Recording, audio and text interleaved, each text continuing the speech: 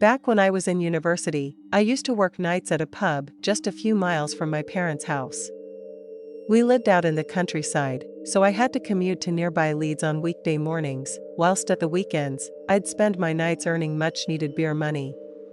Point is, when my late shift at the pub ended, I'd have to walk about 2.5 miles along narrow, poorly lit country lanes in order to get home. Yeah, we had a taxi service in a village nearby. But on the weekend, it's pretty much fully booked at all times. That, and I didn't fancy blowing my nightly wages on a taxi at the end of every shift. I was that frugal student. One of the great things about working pubs in the countryside is that the tips are phenomenal. The sense of community and old-fashioned values meant that farmhands and landed gentry alike would always tip on their orders. Sometimes it was the take-your-own amount of about 20 pence, but sometimes they'd leave you with maybe 4 or 5 pounds of change, especially when they've had a few too many and were feeling overly generous. Anyways, my shifts usually ended at about 11:30 p.m. Once last orders had been called and we've cleaned down the bars. All the staff would then usually hang around for a drink until about midnight before going our separate ways. Now this one Saturday in particular had been insanely busy. The weather had been spectacular, and there had been some kind of garden festival in the area. And this meant that all kinds of people from near and far had rolled through the pub and added to my tips glass. By the end of the night, I had £112. There was more money than I've ever had in my life. And I'd be kidding myself if I were to waste some of it on a taxi, especially when a belly full of lager would see me home no problems. So off I went merrily meandering homewards, feeling like a very rich man, as I planned how to spend my newfound fortune. It was dark out, like really dark, with only a sliver of the moon in the sky to light my way. But I was just too buzzed and cheerful to care. It didn't occur to me once that I would be in any kind of danger. About a mile back into the journey home, I'm blasting some AC/DC in my earphones when I see the lights of a car coming up behind me. It passes slowly. And for a second, I think the driver is about to ask for directions. But the car just keeps on going. Like I said, we've had a lot of city folks passing through the village since the festival was on. So I thought nothing of not being able to recognize the vehicle or its driver. But once the car had passed me by about 200 yards or so, it just stops in the middle of the road. I watch it sitting for a minute or so, continuing on my merry way until it dawns on me that it's not going to just drive off. I got the weirdest feeling that it was sat there waiting for me. I know that sounds paranoid, but sometimes you just get a bad feeling about something, don't you? A kind of tight feeling in your stomach that tells you something is badly wrong. So I too stopped walking at the side of the road, just stood there staring at the car's rear lights until it finally rubbed its engine and took off into the night. I wasn't freaked out. But I think I can thank the belly of beer for that. If this had happened while I was sober, I know I'd have much more of a scare. I'm not some big tough guy, like at all. So when a couple of minutes go by and I see a pair of headlights coming at me from the opposite side of the road, I'm not worried in the slightest. I just keep walking as the car passes me. But I realized as it does so that it's the same car from before. And just like before, it stops just a couple of 100 yards down the road for Maine. I'm now convinced that it's a car full of city folks who have managed to get lost in the dark. So again, I stopped at the side of the road waiting for it to reverse so the driver can ask for directions. Only it doesn't. The car does a U-turn in the middle of the lane, then switches its headlights off and begins to creep slowly down the road towards me.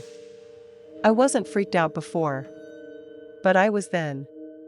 In fact, I'm not afraid to admit that I was completely and utterly terrified. I had no idea what exactly the driver's intentions were, but they were obviously not good. My head was spinning with grim ideas of what they were planning, flashes of robbery, kidnapping, and worse. I just started running, looking for a gap in the hedgerows so I could jump into one of the nearby fields to hide. I finally found one, scrambling over the dry stone wall and badly scraping my elbows in the process. My first thought was to grab my phone from my backpack to call the police. But the length of the screen meant that the driver would be able to find me pretty quickly. I panicked, threw it into the back of my bag and decided that hiding was my best option. Even if I did get through to the police, it would take them a while to get there, and might be too late by then.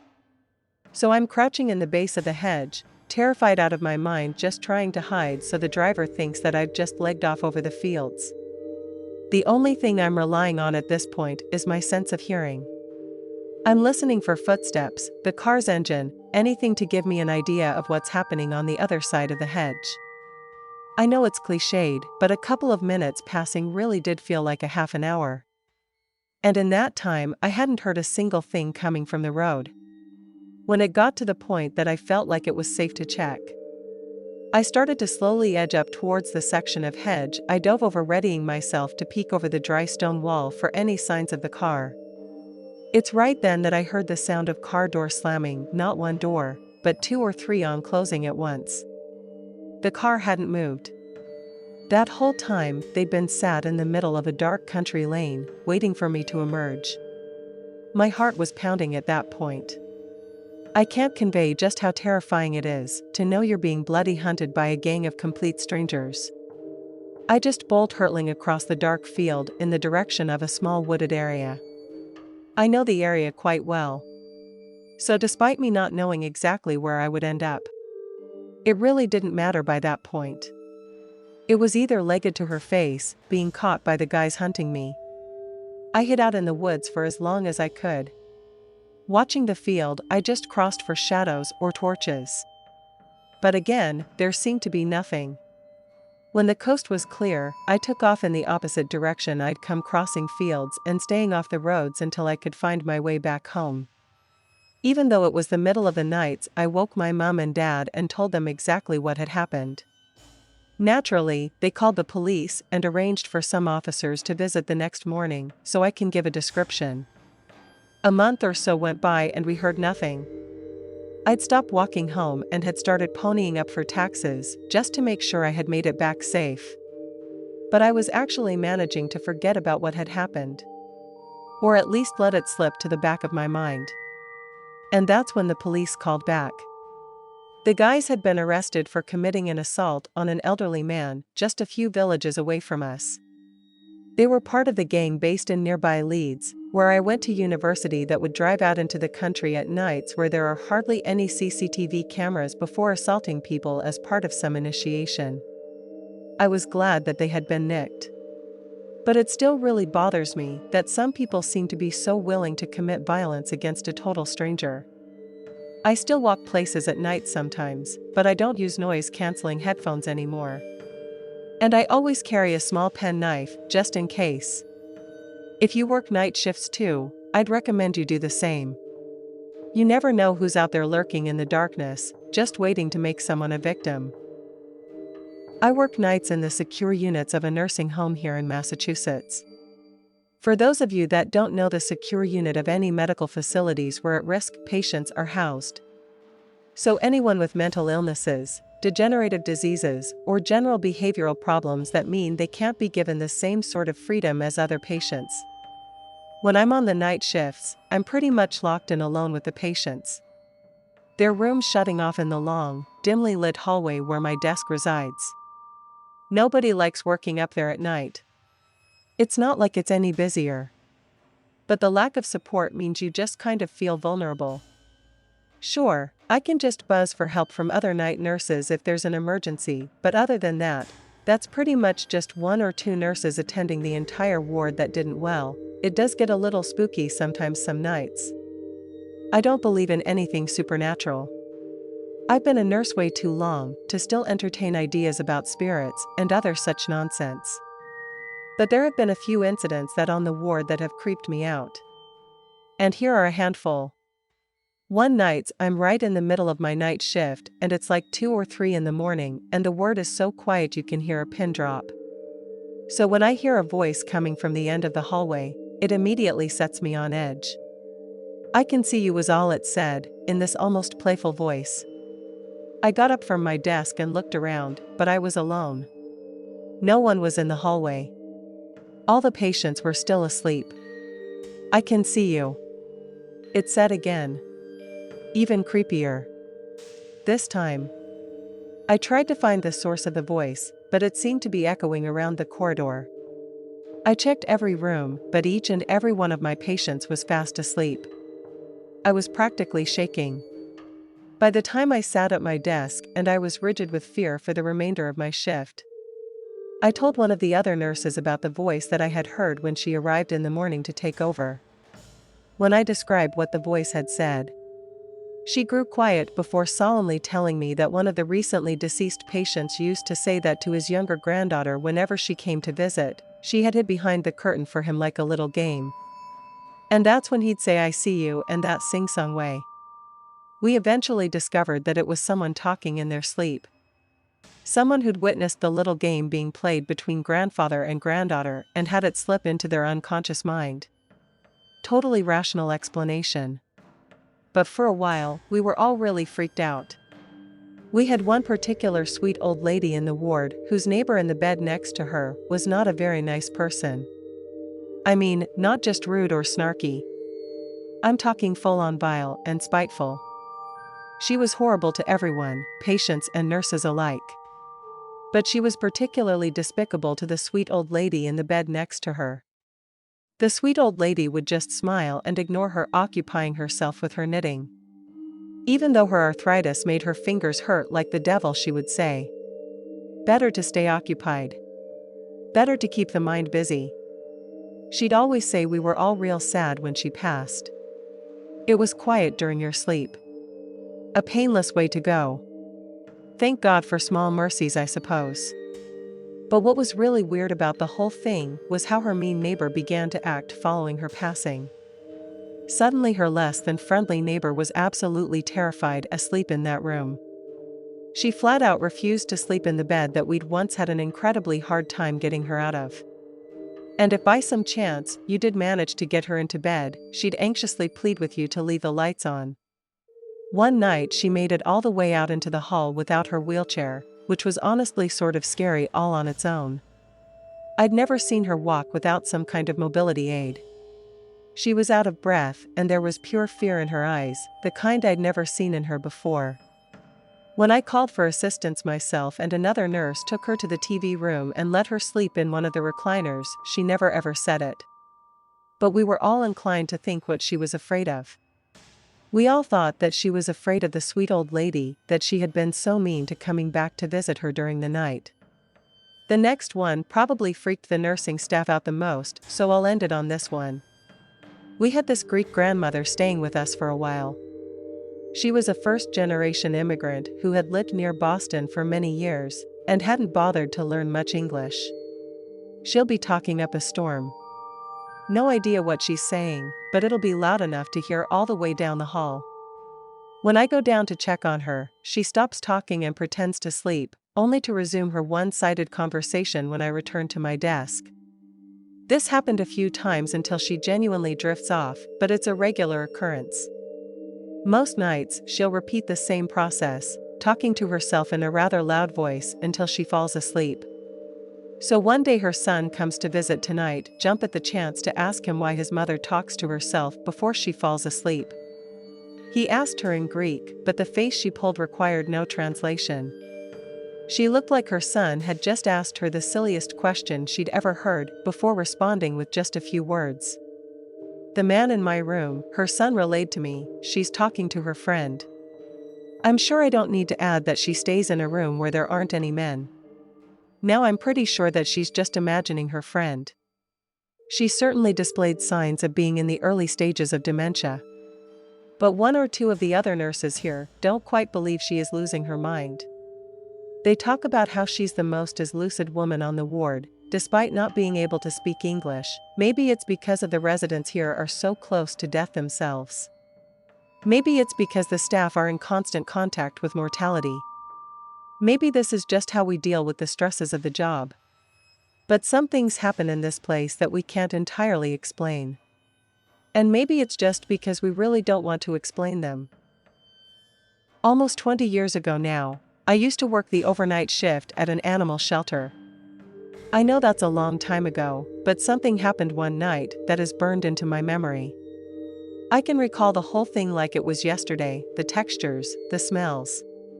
It's something I've carried with me for nearly 2 decades. My shifts were from 11 at night until 7 in the morning, a solid 8 hours of sleeplessness that grounded me down over the course of my time there. Night shifts can be good if you need the money, even better if you're antisocial, but the lifestyle grinds you down. Put it this way.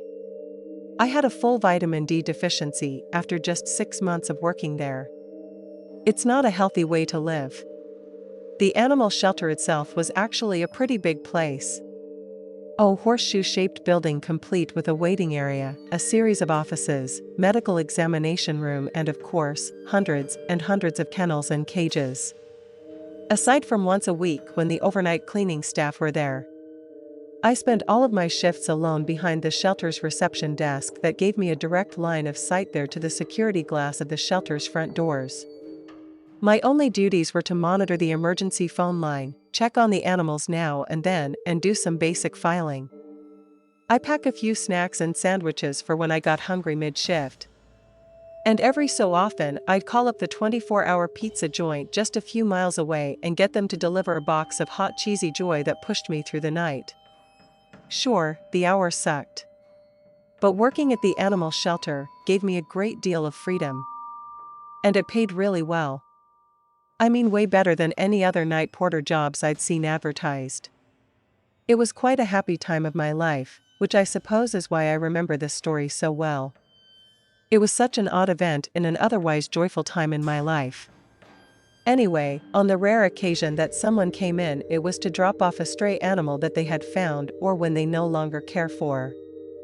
The shelter was always happy to take them in and make them as comfortable as possible.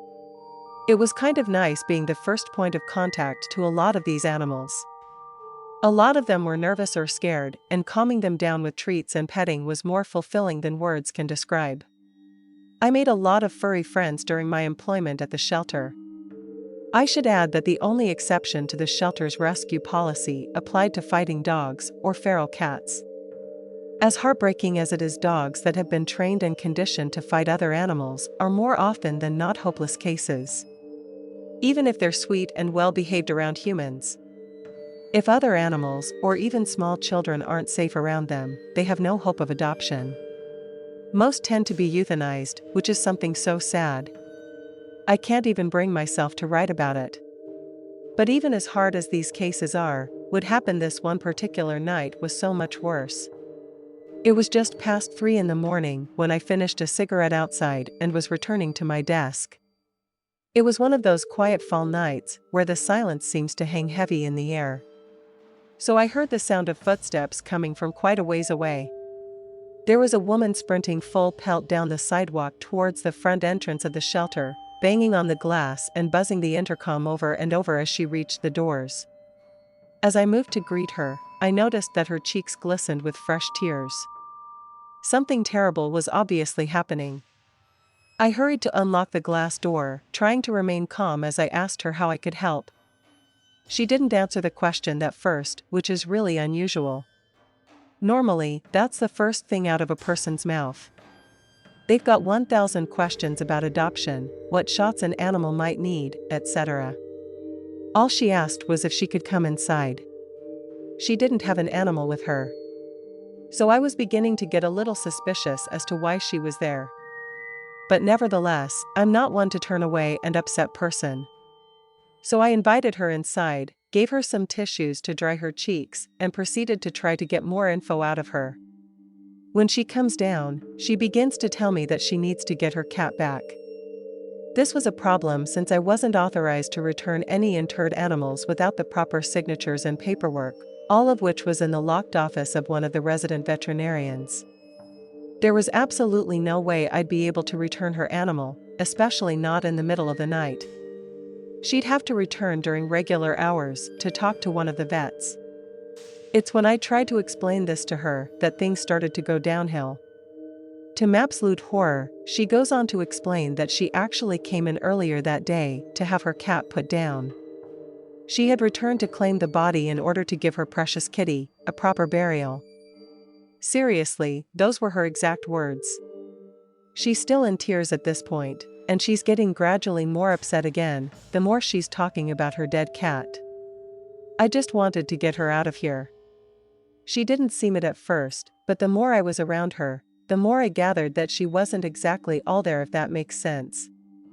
So like a fool, I took a brief description and went looking for her dead cat. The shelter keeps the bodies of euthanized animals in large blue plastic drums.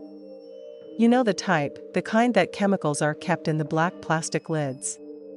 These blue drums are in turn kept in a huge walk-in freezer located in the shelter's basement. I gained access to the room in question, opened the freezer and began to look for whichever barrel had been sealed the previous day. Finding it was the easiest part of the whole process. As I pulled off the black plastic lid, the smell hit me. Even when they're frozen, the animals still gave off this faint sickly smell of decay. Throw a load of them into the same plastic drum and well, the stink gets intense. I had to sift through scores of twisted frozen corpses, laying them down in the cold metal floor of the walk-in and studying them in order to find the one that matched the woman's scant description. Eventually, I did find the cat that seemed to match the description I was given. But there was one thing: the cat was frozen solid and was actually stuck to another dead cat. I tried pulling them apart with my bare hands, but it was no good. I'd need something else for leverage. So I put the frozen mess of bodies on the freezer floor, put one foot on one of the cats and proceeded to peel them from one another with a horrific snapping sound.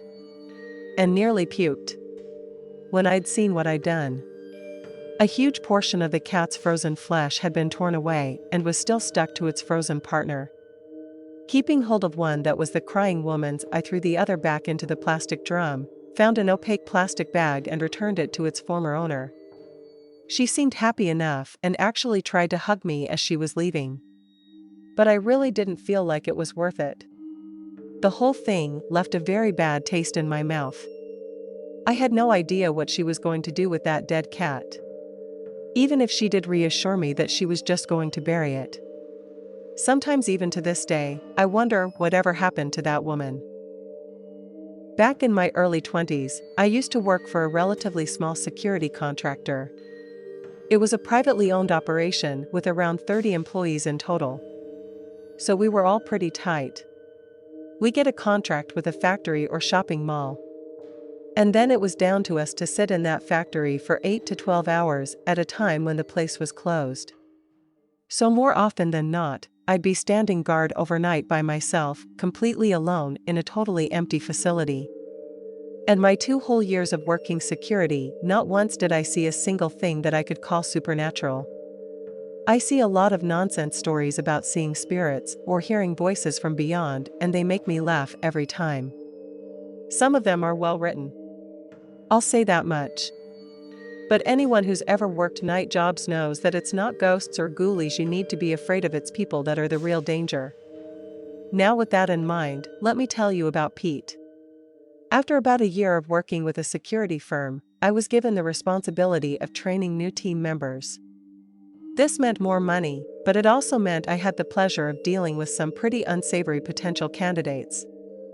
So when my boss calls me and asked if I can meet a trainee at some faraway site at 5 in the morning, I wasn't entirely thrilled.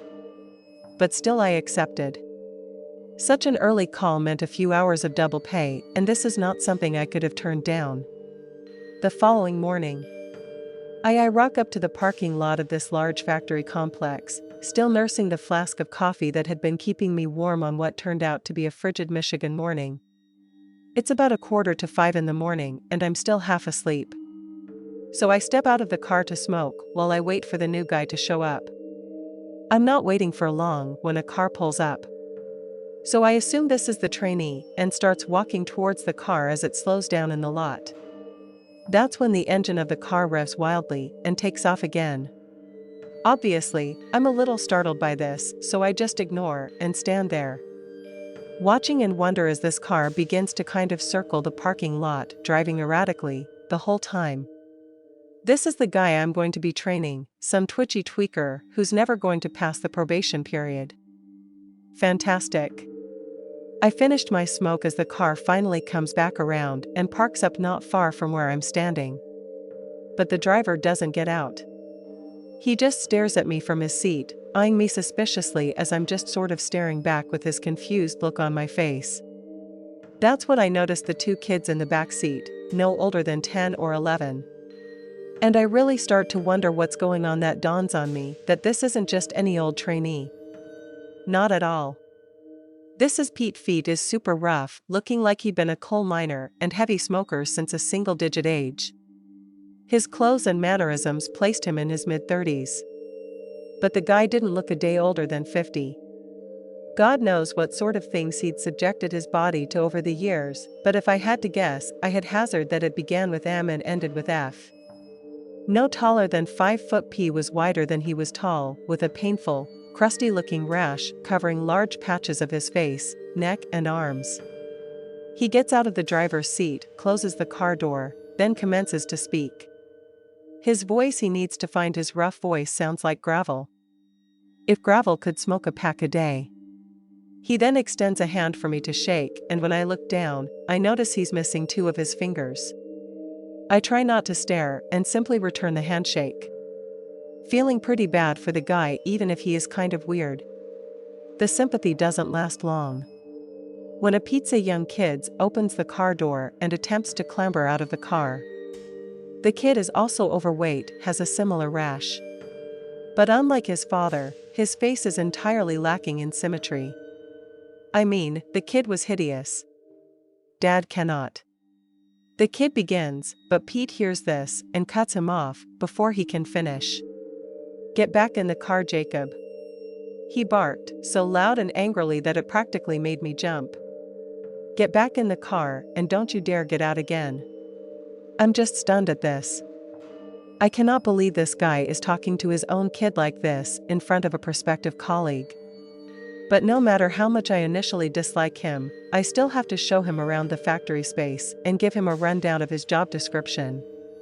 So I'm pretty nervous as I begin to take Pete around the factory's perimeter fence, explaining the patrolling system. We have to ensure any fencing or barriers aren't compromised. I show him all the emergency procedures we follow if foot braking should occur. All that stuff when I noticed that Pete smells really bad. It sounds mean, but I wasn't surprised in the least bit. I mean, since when does a guy like that smell like roses? But it was the questions he was asking me that I found really disturbing. He asked me if I'm screwing any of the girls that work at the factory, if he can hunt on the grounds, that sort of thing. He also took a big interest in any violent or threatening incidents I experienced during my employment, pressing on the details, taking way too much amusement and some pretty harrowing stories. When we're done, he tries making small talk for, I'm not kidding, about a half an hour. Just rambling on. And following up with the same line of bizarre questions surrounding my personal life. I immediately call my boss and tell them just how weird and sketchy this guy is. How was nice of him to give the guy a break, but I thought it'd be a serious risk to company contracts. But my boss didn't want to hear it. For some reason, he was dead set on giving the guy the job. I wondered if we were even talking about the same person and actually asked at one point if we're still talking about this Pete guy. That's when my boss flipped down on me. He told me not to question his judgment and to be back the next day at 5 in the morning to carry on with Pete's induction. He'd never ever spoken to me like that before. I'm pretty sure he'd never spoken to anyone like that before. Just who was this Pete guy to him? A friend or relative? I wondered. The drive back to my hometown took about 2 hours, and the whole time I'm racking my brain as to why my boss would defend a guy like that. There was no way I'm going to call back and ask him myself. But there was also no way I'm going to spend an entire shift with Pete the very next day, scrubbing myself cleaning the shower for like a half hour, terrified that Pete's skin condition was contagious. I mulled over my options. I decided to just bite the bullet and call my boss. After a long conversation, my boss conceded and transferred me over to a different site. I would never have to lay eyes on Pete ever again. But 10 years later, that encounter still bothers me. I wonder how Pete's kids are doing and if they're doomed to live the same bizarre life as the father.